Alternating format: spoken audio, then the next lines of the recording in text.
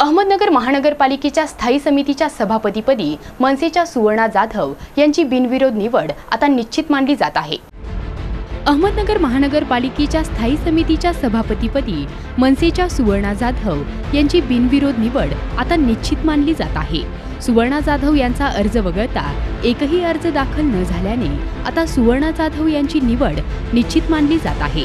महापौर निवडणुकीच्या वेळेस दिलेला शब्द शिवसेनेने पाळला, अशा शब्दात सुवर्णा जाधव यांनी आपला आनंद व्यक्त केला।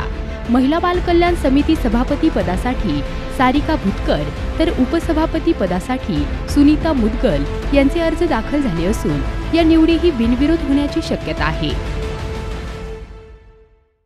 आज अहमदनगर महानगरपालिकेत स्थायी समितीसाठी मी स्वतः सुवर्णा जाधव सभापतीसाठी फॉर्म दिलेला आहे। त्याचप्रमाणे महिला बाल कल्याणसाठी सारिकाताई भुतकर, त्याचप्रमाणे मुदगलताई यांनी देखील या ठिकाणी फॉर्म दिलेले आहे। तर मी आज सर्व शिवसेनेचे पदाधिकारी, त्याचप्रमाणे माझे सर्व नगरसेविका मैत्रिणी आणि सर्व नगरसेवक यांचे सर्वांचे मी आभार व्यक्त करते, कारण त्यांच्यामुळे त्यांनी शिवसेनेने जो शब्द दिला होता तो पूर्ण केलेला आहे आणि त्यांच्यामुळे मी आज या ठिकाणी मी फॉर्म दिलेला आहे।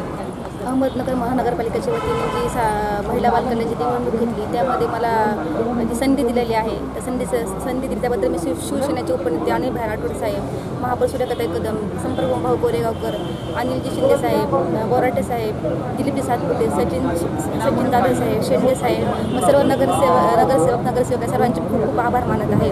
आज मला ही संधी भेटलेली आहे। संधीचं मी नक्कीच सोनं करीन। जे आता महिलांवर जे अत्याचार चालू आहेत ते पुढे थांबण्यासाठी, महिलांना सक्षम करण्यासाठी पालिकेच्या माध्यमातून नवीन उपक्रम आणेल व महिला व बालकांसाठी नवीन उपाययोजना आणेल। तरीही पूर्ण सर्व नगरसेवकांचे खूप खूप आभार मानत आहे आणि शिवसेनेने दिलेला शब्द पाळलेला आहे तर त्यांचे खूप आभारी मानत आहे। आणि आज मी आधीपासून ही निवडणूक झाल्यापासून, म्हणजे राजकारण आल्यापासून मी शिवसेनेला पाठिंबा दिलेला आहे। आज मी शिवसेनेत प्रवेश केलेला आहे।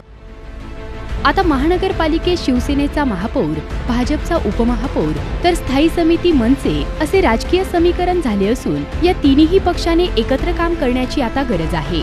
प्रतिनिधी आमिर सय्यद, ATV न्यूज, अहमदनगर।